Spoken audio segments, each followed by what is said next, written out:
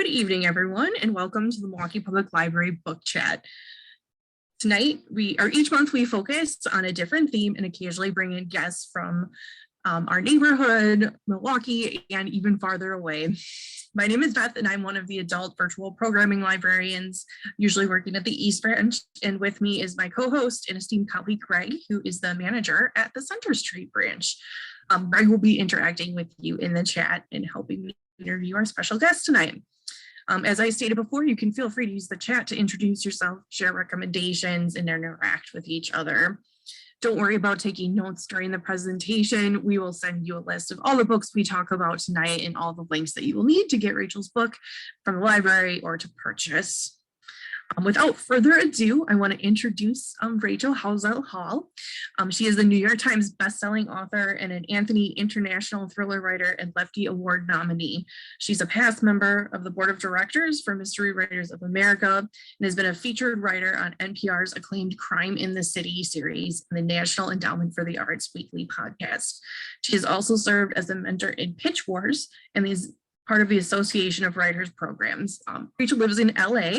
And she's here tonight with us in Milwaukee, which is awesome. The time zones all worked out, and she lives there with her daughter and husband. Rachel, thank you so much for joining us tonight. Thank you for inviting me. Yes, this works. It's still sunshine out, at least where I am, so I'm awake. Perfect. I'm just going to turn our slides off while we talk. So Rachel, why don't you, I gave you kind of your bio, but why don't you share a little bit about your writing for those who might not know or who are fans. I found you because of your most recent book, Toxic Things, but you have written so many other things. Toxic Things, yay. Yeah. Yes, my journey started a while ago. My first book was published September 11th, 2002. Yay, first anniversary of 9/11. But, you know, I had a hard time, of course, getting a contract after that, just because of the temperature back then for especially Black literature. But what happened in that time was this constant learning, this 30s. I was 32 when I was first published. And if you've been through your 30s, you know that that's a learning time. That's when it really gets rough when you grow up. You may be married, you may be getting ready for your first child, your parents are getting old, you may have bought your house, your career is in transition. There are all these big life moments in 30s. And so while I wasn't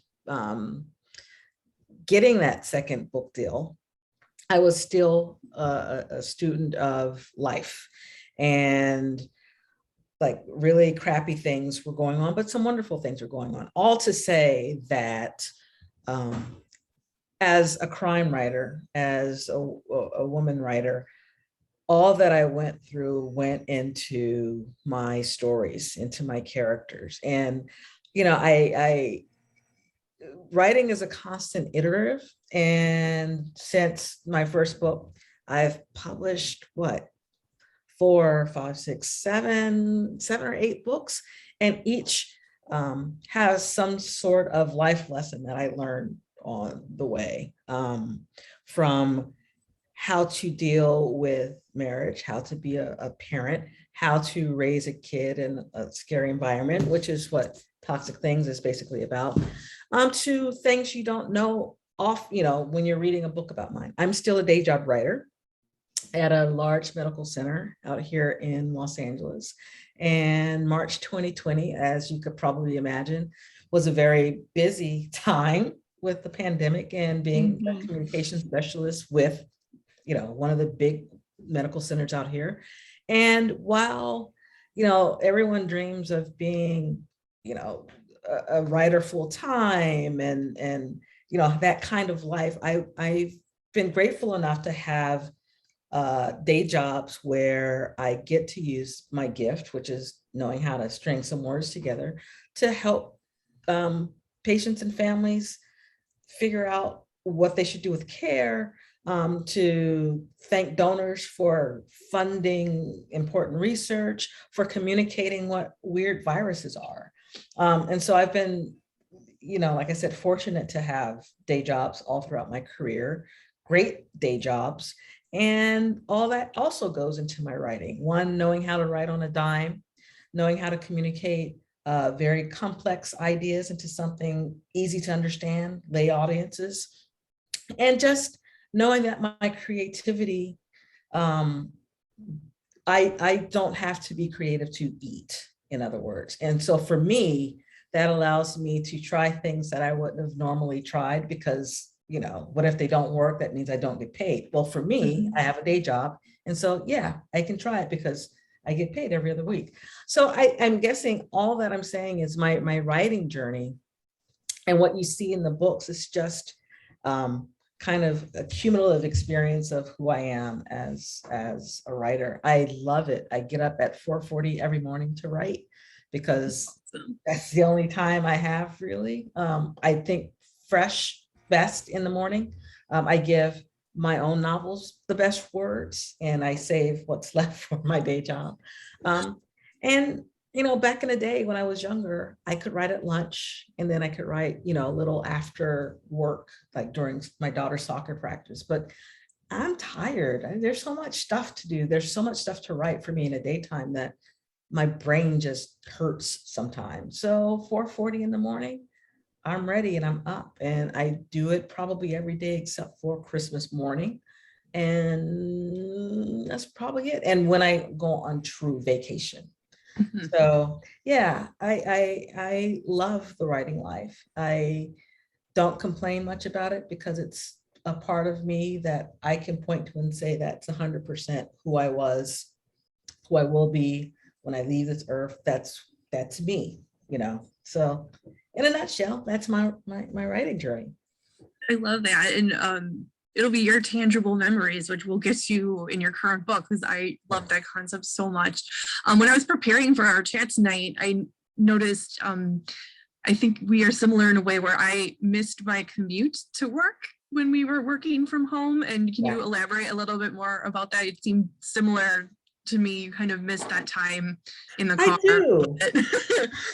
There's something special about liminal space, and liminal space is that those moments in time between your two big destinations and origins. So for instance, freeways, highways are liminal space. They are what connects your house to wherever you're going, your job, your store, whatever. In Los Angeles, we have traffic. We have a lot of traffic. And during traffic, you can either, listen to the radio, listen to podcasts. You're doing something, your brain's doing something. And I use that to think about my stories, to hash things out in my mind without having much of a distraction except going and stopping. And I didn't realize just how important that liminal space, that liminal time of sitting on, Los Cienega Boulevard, trying to get home or trying to get to work, that helped me advance my story. It wasn't until I started writing these toxic things when I had a lot of kind of false starts, and it just wasn't coming as quickly. And it's like, well, is it because I'm getting old? My brain's just kind of low-key? What is it? I last August, after, we're still working at home, but I needed to take my car into car service, and service is like 10, 12 miles away. And during that drive, my brain just started firing. All these solutions were coming. And I didn't realize until then that I trained my brain to start thinking about working things out as I'm driving. And that's when I realized, it's like, oh man, the commute, traffic, it actually worked for something. And it's weird because, you think of traffic and it's like, oh my God, this is awful. But lemons out of lemonade. And I'm still working at home except for 1 day a week. Mm-hmm. But even in that 1 day that I go back and forth, I feel like I'm moving easier. It's not necessarily, it's a tonic. It's a diuretic in a way that it just kind of like, and my thoughts are clearer. So yeah, it's weird. It's really strange, but I guess, after working for over 25 years, it's muscle memory. That really stuck with me because I feel like I figured that out too when I did start going back to work. I was like, wow, I just feel a little more relaxed even though I'm driving in traffic. And it was almost meditative in a way, like no one else is talking to me, nobody's asking me for anything. My one task is to drive this car safely, and my brain could be free, and it was just really miraculous. I'm like, woo. So I'm glad you are able to capture a little bit of that, or be like, oh yeah, I'll go to this store. Yeah, well, yeah, because I come in cold when I get up at 4:40. It's like sometimes, you go to sleep thinking about things, and that's a bad thing because you're trying to sleep. So when I wake up, I do have a little gap because I have to feed the dog and feed the 2 cats, get the dog her medicine, and then I sit down, make my coffee. That's maybe 10 minutes that I get to kind of warm up, and that's not a lot of time, 10 minutes. Mm-hmm. Yeah. That's awesome. So most of your books are kind of suspense, mystery. Mm-hmm. What kind of drew you to that genre? Was that initially your plan when you started trying to publish, or? I didn't know back in 2002 well, I don't know. Well, initially it was not. I just knew that I liked weird stories. I liked feeling breathless. I liked plot. My first was literary fiction, but it was categorized as by Borders, I think, psychological suspense. So even though it wasn't a true crime novel, there was a body, there was death, there were why done it. I just didn't know that's what I wanted to do. And that was, again, the space between me getting published in 2002 until Land of Shadows, the first of my series, which was published in 2014. I look at that as liminal space because with each book that I wrote that didn't get bought, I was moving closer and closer to my destination, which was a procedural, which was suspense. And I didn't know that until I wrote a book called The View from Here. And it's basically like gas meets Gaslight, the old movie. And it didn't get bought, but there was this, new platform called the Kindle and Amazon's Kindle direct publishing platform. And I self-published that. And then I wrote a book after that called No One Knows You're Here, and it didn't get bought, but I was getting closer and closer. And I uploaded that too, self-published that. And that's when it's like, some life stuff happened. And I'm like, I want to write a book that's Walter Mosley, Devil in a Blue Dress meets Terry McMillan. And that was Land of Shadows. But it took me all that time to figure out and accept that this is where I belong. I wasn't going to be Wally Lamb, who wrote, I know this is true, and she's come undone. Because I wanted to be like him. I wanted to write like Donna Tartt. It's like all these, literary fiction writers who had hints of suspense and crime in them. The Virgin Suicides. I wanted to write that. It took me all that space between 2002 to 2012, 13 to say, yeah, this is what I want. So again, the origin and the destination, that liminal space is a precious thing because that's where you grow, that's where you figure some stuff out. And it took me that long to get there. And for the second book that I wanted to publish that never got bought, that story eventually became the sub story in And Now She's Gone, which came out last year, which is a procedural about a woman who is charged with finding a woman who doesn't want to be found. And it's a domestic abuse story. And that domestic abuse story was that novel that didn't get bought. So again, space and time and what you do with it and how it works in the end. nothing's ever thrown away in Mhm. life, or you should not think of things that are lost moments or a waste of time. It all is recyclable, and it all plays a part in your journey as a writer. And now you get to be Rachel Howzell Hall, not any of those other people. Yeah, You're yeah. Lefty, you know, and that's amazing. But again, when you're young, you're trying on identities. You don't know what you think. You don't know what you believe. It isn't until life starts happening to you that it's like, okay, I don't believe that, and that hurts. And so therefore my reactions toward this is that. And that's what was happening to me in my, personal life and in my novel life. So yeah, I am not the same person I was when I wrote A Quiet Storm. Thank God. We of course always have to ask our guests, what role has libraries played in your writing or just in your personal life? Because everyone always likes to know. Yes, well, again, like most, if not all writers, the library was like a second home to me. I lost myself in the stacks. My mom worked across the street she worked at USC, and there was a library across the street from there. So after school, she dropped my sister and I off at the library, and we had librarians who did not mind that at 11 years old, I was checking out Jackie Collins' Lucky series or Sidney Sheldon or any of it, because I'd read, she'd seen my journey.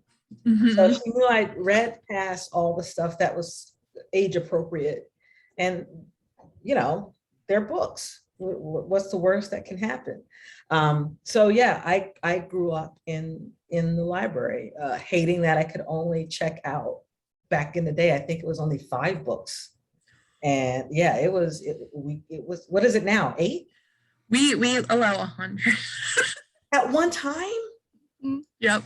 Holy cow! What? Wow. Most people don't get close, but some do. Well, it was only like 5 back in the day when I was a kid, and so I was constantly in there because I read them through, and it's like, well, what now? Next. Yeah, I didn't have the Scholastic Book Fair only came once or twice a year, so and we didn't. I don't remember, other than the book fair, the occasional book from Newberry's or Woolworths back in the day, but we were working class, so we didn't buy a lot of books, so I had to rely on the library. And I still have some random library books that we never returned back. Yeah. Me too.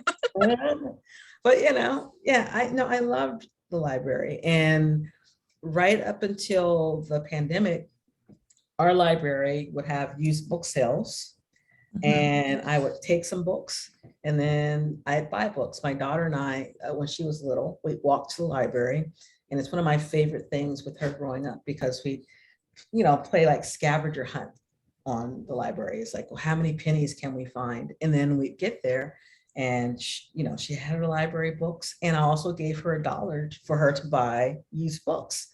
And so yeah, it was libraries are special places with special people, and I'm glad I had librarians who didn't keep me from reading what I wanted to read. Yeah, that's so important to me, is not limiting what kids are checking out. When I was younger too, it was like, oh, that's in the adult section, I don't know. And the invention of the self-check machine was like revolutionary to my reading life, because you can just like, nope, nobody knows, and I could check out whatever I wanted, and Yes. nobody would look at what I was looking at. Yes, this is Flowers in the Attic, and yes, I am reading Petals in the Wind. Yep. So yeah, Stephen King. It's a little scary, and I'm Yeah. 12, but kids know what they can handle, and it's great. And it's like, especially now, like there's nothing I find in a book that's going to be worse than what they can find. Right. Well, especially now. Back in the day, We didn't didn't know some of those words. I had no idea what some of those words in wifey were, or forever. And My copy of Forever was actually taken away from me. It was seventh grade. I had Forever, and all the naughty parts were underlined in my orange Hello Kitty pen. And it was being passed around the English class, and my teacher saw that it was being passed around, and she confiscated it, and I never got it. I never got it back. Oh my goodness. I was that kid. I was the one who'd bring I love the that. literature, Flowers in the Attic. Doing everyone a service. I approve. Yeah, from that, I had the preppy handbook because my brother actually bought it for me. He was in prep school, but the ultimate preppy handbook, I was the kid who bought that and introduced that, as well as, the reading filth. That was me. I was the pusher. I was a book pusher. I love it. I love it so much. I had a quick question, Beth. Oh yeah. So you said that you went to the USC library when you were a kid. Well, no, it was a library across the street okay. from Well, USC. is that why Mickey graduated from USC in these toxic things? USC did play a huge part in my life. From my mom working there to, I took music classes there. I took art classes there. My mom thought one of us were going to go there because tuition reduction, which is why she stayed so long, but none of us wanted to go because it's right here. We spent our entire life there. So yeah, USC is right in the neighborhood. The church I went to was a stone's throw away from USC. So yeah, USC played a huge part in my growing up. Oh, the dental school. We went to the dental school for teeth work. You didn't have to pay anything. Yeah, so yes. I don't know why I remembered that's where she graduated from. But from whatever reason, you started talking about USC. I'm like, wait a minute. I remember that. Yeah. Yes. Why don't you tell us a quick synopsis of these toxic things? Because then we do have a question about it from one of our patrons. Say that again, I missed that. Just tell us a quick about. Just want to give us a quick synopsis of these toxic things. So these toxic things follows the adventures of Mickey Lambert, who is a digital scrapbooker, and she curates memories for her clients on a device. It's similar like an Alexa device. They call it Memory Bank. And say you want to remember or curate your honeymoon.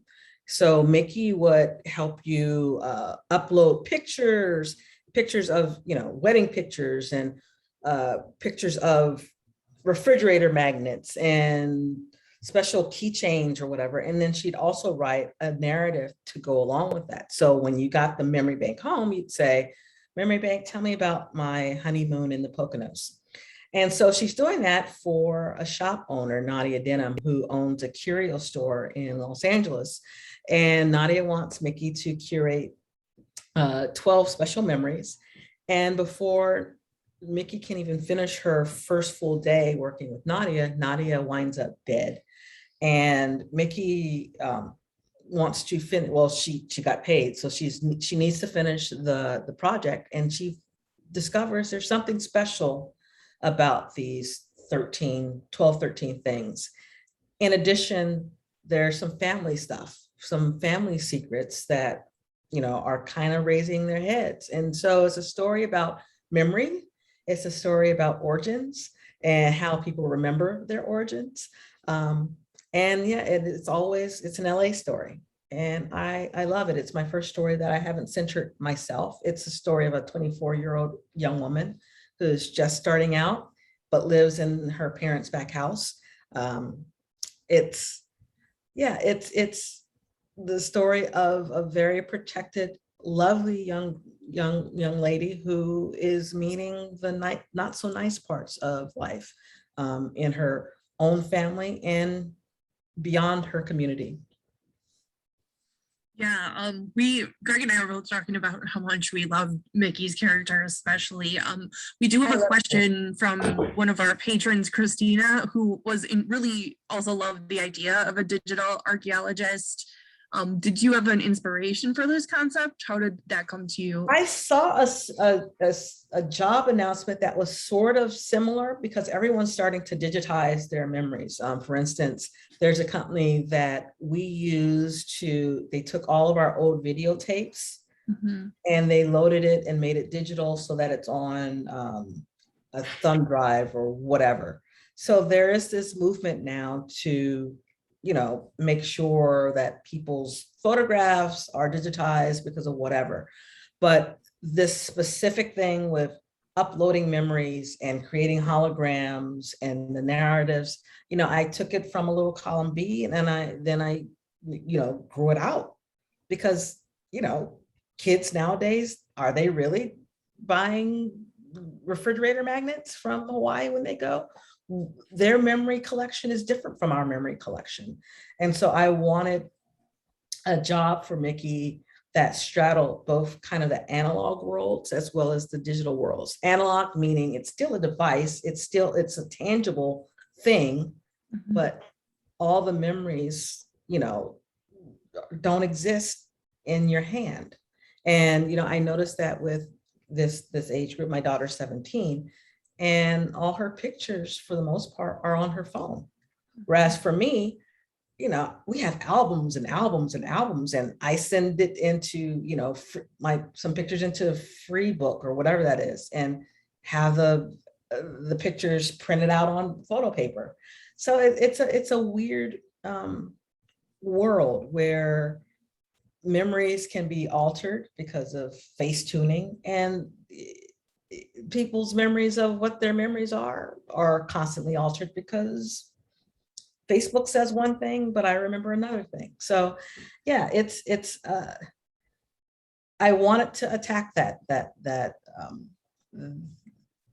new kind of culture as Gen Xers. We're getting older and we're cleaning out closets, and those family stories are getting told, and you're asking your parents who are older who forgot what lie they told you, and you're learning the rest of the story. I wanted all that in this book.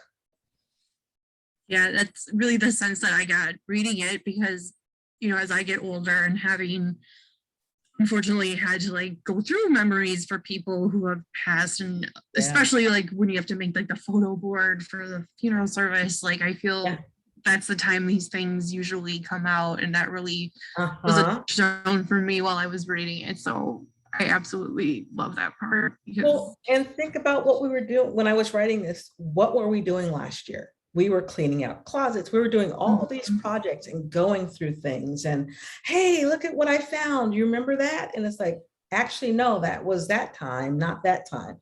And so that's what I was thinking about, all that. And, people dying, and whose memory trumps whose memory, that kind of thing. It was very top of mind when I was writing that.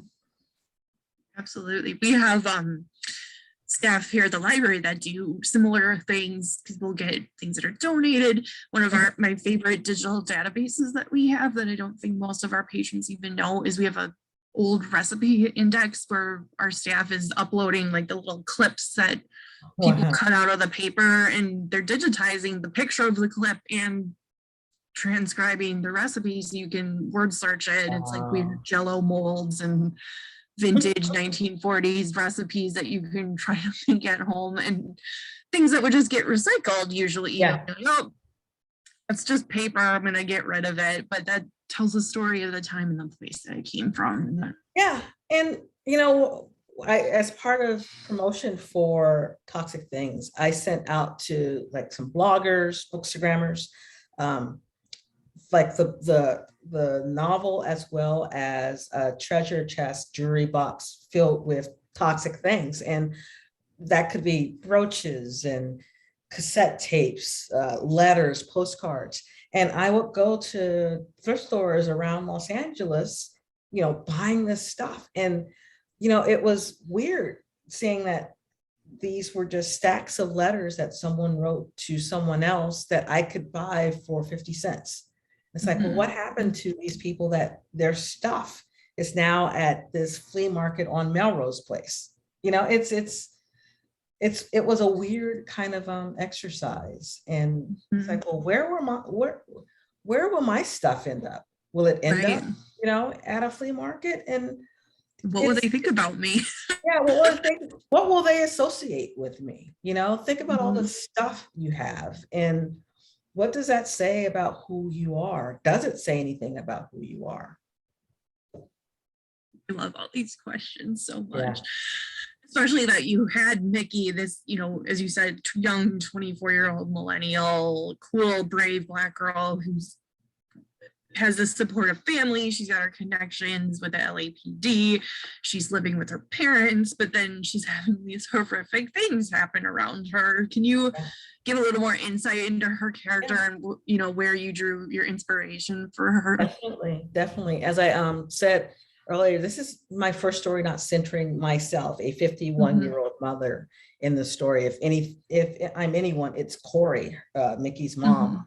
And my daughter's getting older, and she has a license and she has a car. And so she goes out by herself to, drives to school. She goes out with friends. She does all these things without me there by her to protect her. And yet, knowing all the bad things that can happen, I still let her do that. Her father and I, we let her do that, go out and be wonderful and fly at 17 years old. And I guess as a mom of a growing young woman, I know that despite everything a parent can do, no matter how much you prepare your kid, no matter how safe your car is, no matter how many, dimes you put in her shoe so that she can make that phone call, bad things still can happen to some kids. We see that all the time. And so this was my story about that, about how you can be so protected, and yet it only takes, a few drops of water to make mold. You only need that much for bad things to happen. And, as a parent, you can be there to help pick up the pieces. You can be there to comfort. I wanted to, that's what I wanted to talk about, that even with this young woman, as protected as she is, as she doesn't keep secrets, she doesn't, she tells her family this thing is going on. Even with all that, bad things can still happen, but at least she has that support system. And in a way, and I dedicated it to my my daughter. It's like, I will always be there for you, no matter what. My favorite scene in the book is toward the end, where Mickey's upset about a broken relationship with her ex-boyfriend, and she's, understandably, she's upset, and she goes home, and her mom's there waiting for her. And her mom gives her a good towel to use and good lotion to use. And she puts on, some things that from her mom's closet, and they sit down, eat popcorn, and watch and drink red wine and watch the Golden Girls and talk about love. And even though my daughter doesn't drink, we communicate like that. I try and help her, comfort her, swaddle her, and love her the best way I can. So this is definitely a relationships book. Yes, it's a thriller. It's, a why done it, who done it, but it's also a story about parenting and the relationships that even older kids have with their people, with their parents. I just loved it. So we're getting later, so I just want to end with one more question from us, and then we have one from our patrons, and then we'll jump into our book recommendations. And if anyone else has a question, just make sure to drop it in our Q&A. Let's see, where did my question go? So These Toxic Things is the book that just came out for you this year. What are you working on next? What's on your plate? And then where can people keep up with you so they can find out more about your work? Yes, I am in the developmental copy editing stages right now for the book that's coming out next July, I think. And it's called We Lie Here. And it's another family secrets story, but this time it's following Yara, who is, again, a 24-year-old who goes home to Palmdale, which is in the Western Mojave Desert out here in California, to plan and throw her parents their 20th anniversary wedding party. So she's there, and a distant cousin comes to tell her that she has something to share with Yara. I need to tell you something. But before her cousin can do that, her cousin is found floating in Lake Palmdale.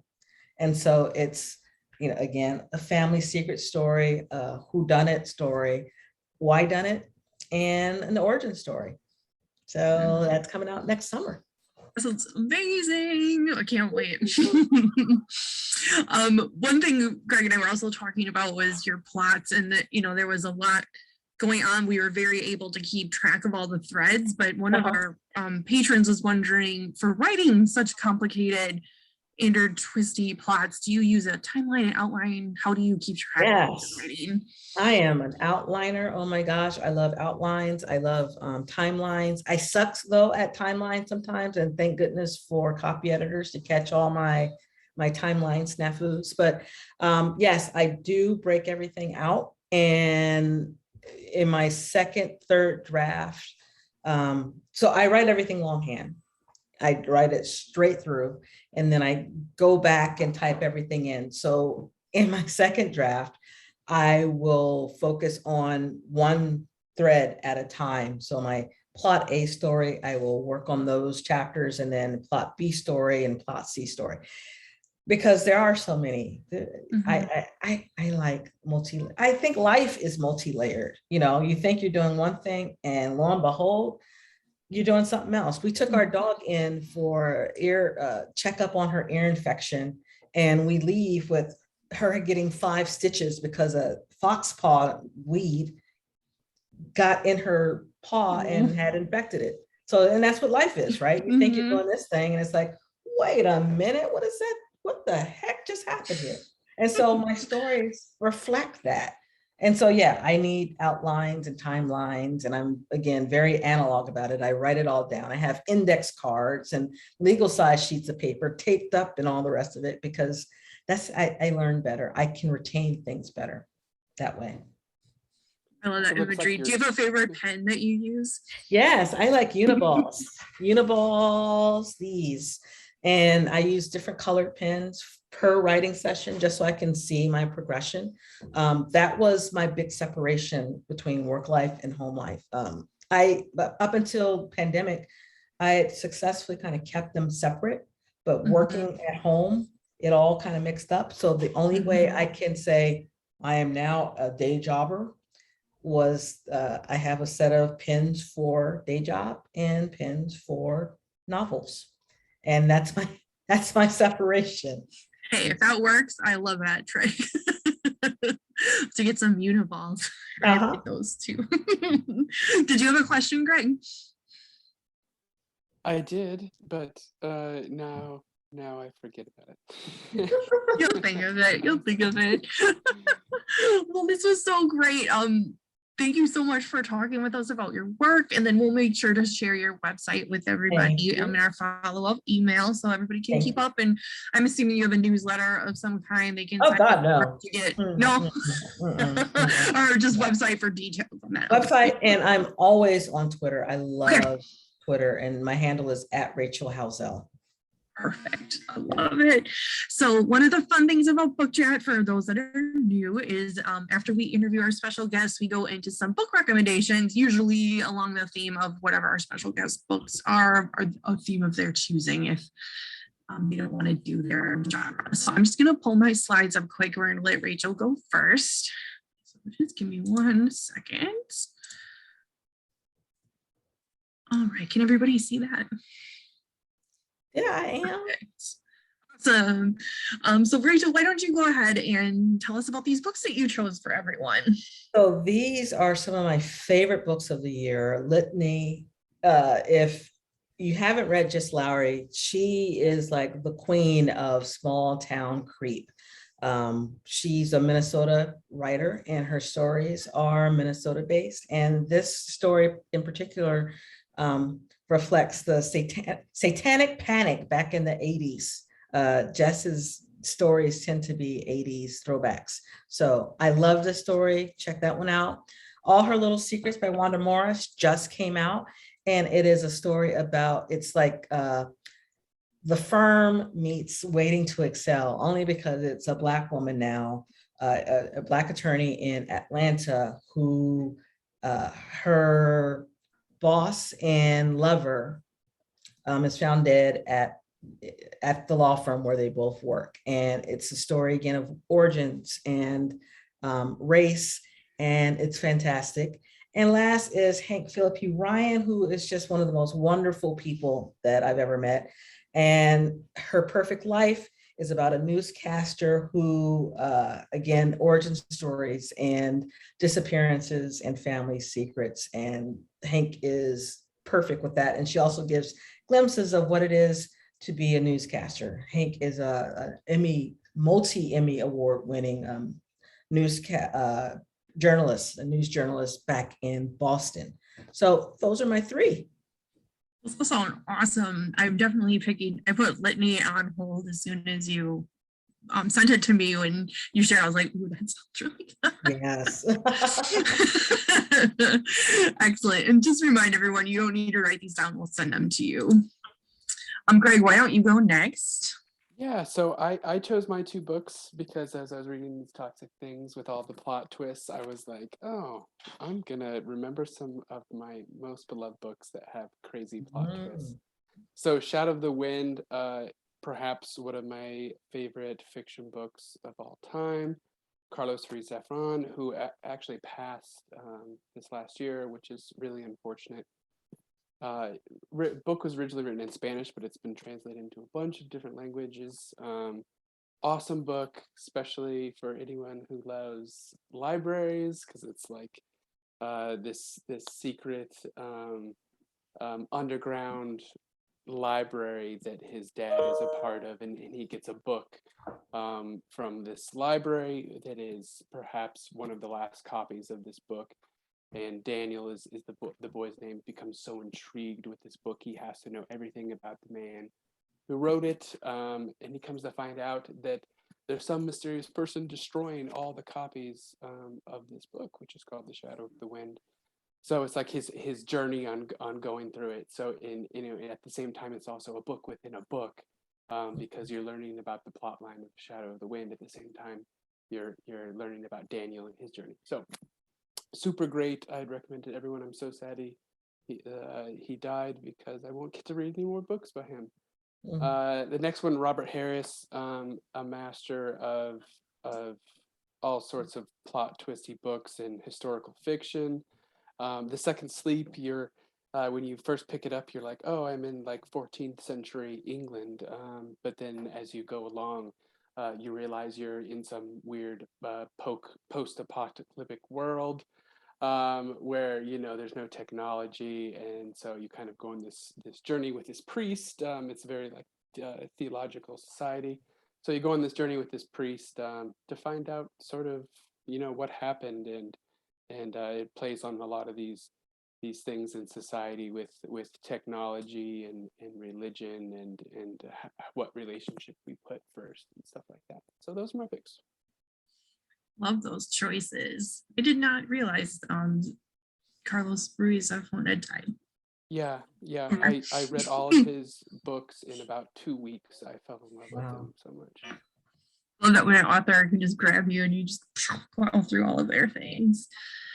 Okay, I'm next.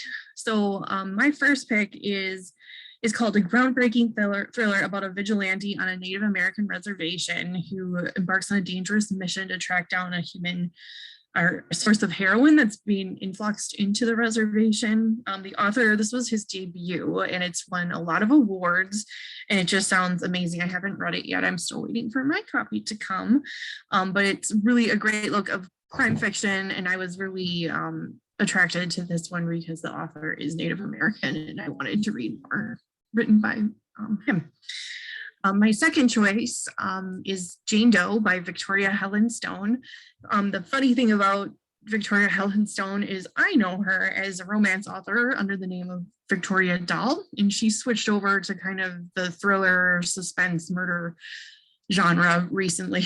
And this one is really satisfying in like a visceral way. I listened to the audiobook. It was excellent. And it's about a woman who is an actual sociopath whose friend is, she believes, is murdered by this man, and she's ready to get revenge on the man who did her friend wrong. And she's going to do whatever it takes to get her revenge in the best way possible. And that starts as her becoming a white collar worker in a very boring job that he is the boss at. And she starts playing some mind games with him. And it was really great. And I liked it a lot. And then my last pick was Mother May I by Jocelyn Jackson. She is one who I find similar to Rachel's books, where it's very domestic, family relationships, secrets.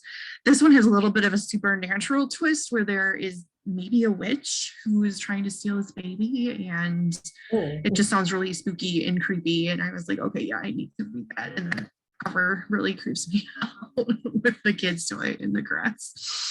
Oh, wow. I'm looking at it now. Yeah. Your cover too, Rachel, that Toxic Things cover just like grabbed me immediately. It's so awesome. Well, and the naked book itself, there's some art underneath the cover. Really? Ours has a plastic clear, so we can't like take the jacket off. So we have to go find a copy that I can. Yes, well, I can, if you're back, back on camera, I'll show you. Awesome. Yeah, we can see you, but let me see. Oh, that's awesome. I just had to look at my cover. I just had to peek underneath it. Like peek under there, yeah. Isn't that beautiful? Yeah. That's awesome. It's like black and red. Oh, I love it. Yeah, and it's more of the creepy branches, the creepy family tree. Yeah, that's great. Very cool.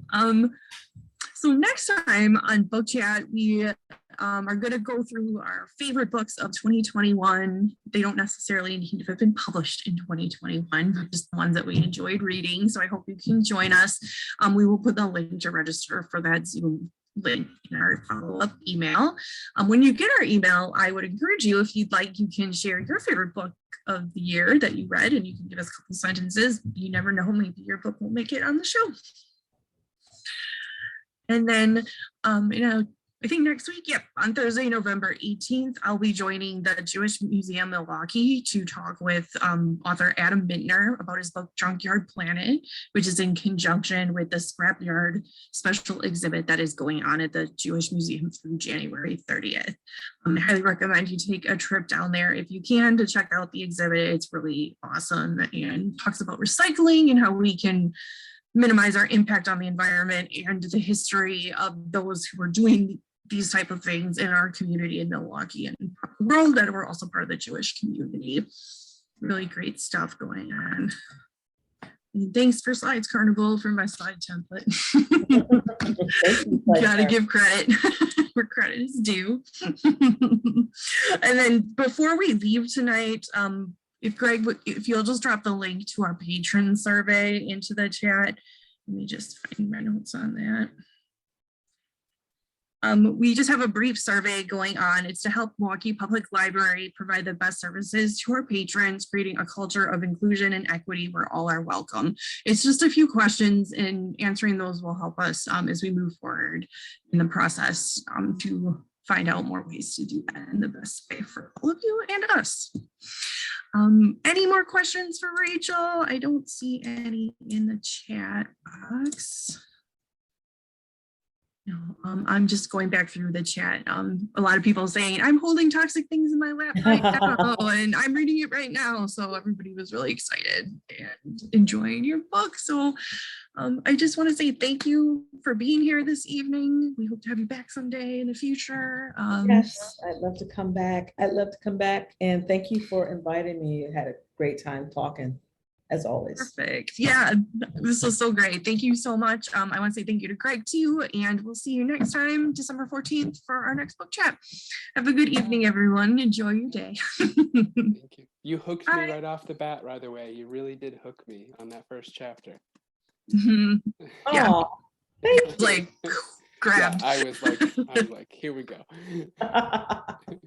Buckle up. Have a good night. Very good. Well, good night, everybody. Good night.